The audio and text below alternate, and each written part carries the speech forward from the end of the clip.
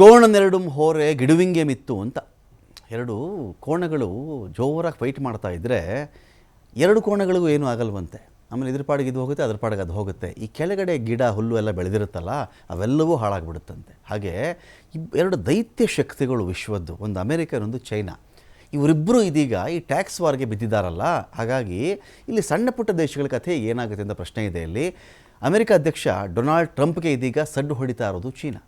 ಅಮೆರಿಕದ ಸರಕುಗಳ ಮೇಲೆ 34% ಸುಂಕವನ್ನು ಹಾಕಿರೋದು ಚೀನಾ.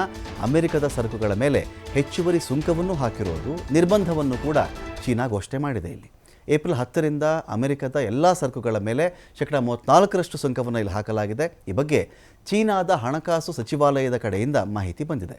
ಖನಿಜಗಳ ರಫ್ತುಗಳ ಮೇಲೆ ಏಪ್ರಿಲ್ 4ರಿಂದ 34% ಸುಂಕ ಜಾರಿಯಾಗುತ್ತೆ. ಚೀನಾದ ವಸ್ತುಗಳ ಮೇಲೆ ಅಮೆರಿಕ 34% ಸುಂಕವನ್ನು ಹಾಕಿದ್ದಕ್ಕೆ ಇದು ಒಂದು ಕೌಂಟರ್.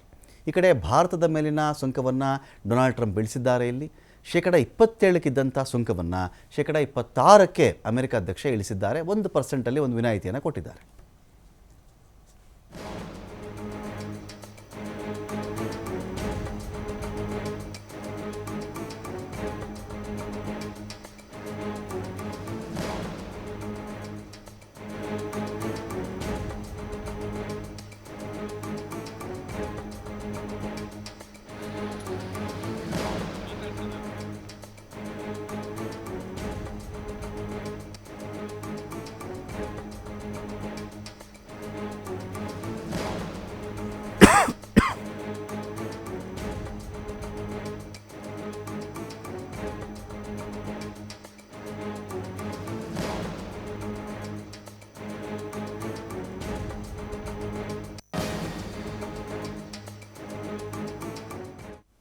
ಚೀನಾ ಮತ್ತು ಅಮೆರಿಕ ನೀನಾ ಅಂತ ನಿಂತುಬಿಟ್ಟಿವೆ. ಇದೀಗ ನೀವು ಸುಂಕ ಹಾಕಿದ್ರೆ ನಾವು ಸುಂಕ ಹಾಕ್ತೀವಿ ಅಂತ ಟ್ರಂಪ್ ಹೇಳ್ತಾರಲ್ಲ, ನೀವು ಸುಂಕ ಹಾಕ್ತೀರಾ ನಾವು ಸುಂಕ ಹಾಕ್ತೀವಿ ಅಂತ ಚೀನಾ ಇದೀಗ ಡಿಸೈಡ್ ಮಾಡಿಬಿಟ್ಟಿದೆ. ಹಾಗಾಗಿ ಎರಡು ದೇಶಗಳ ಈ ಸುಂಕ ಸಮರ ಇದೆಯಲ್ಲ, ಈಗೇನು ದೊಡ್ಡ ಎಲ್ಲ ಯುದ್ಧನೇ ಮಾಡಬೇಕು ಅಂತೇನಿಲ್ಲ. ಸುಂಕ ಸಮರ ಅಂತ ಒಂದು ಶುರುವಾಗ್ಬಿಟ್ಟಿದೆ. ಇದೀಗ ಯಾರೂ ಯುದ್ಧ ಮಾಡ್ತಕ್ಕಂಥ ಅವಶ್ಯಕತೆ ಇಲ್ಲ.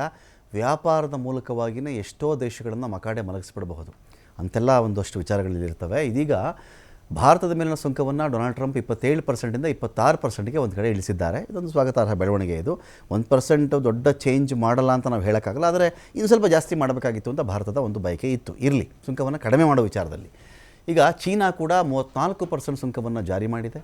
ಚೀನಾದ ವಸ್ತುಗಳ ಮೇಲೆ ಅಮೆರಿಕನೂ ಹಾಕಿತ್ತು 34%, ಇವರು ನಾವು 34% ಹಾಕ್ತೀವಿ ಅಂತ ಹಾಕಿದ್ದಾರೆ. ಹಾಗಾಗಿ ಎಲ್ಲಿಗೆ ಹೋಗಿ ನಿಲ್ಲುತ್ತೆ ಇದು ಗೊತ್ತಿಲ್ಲ.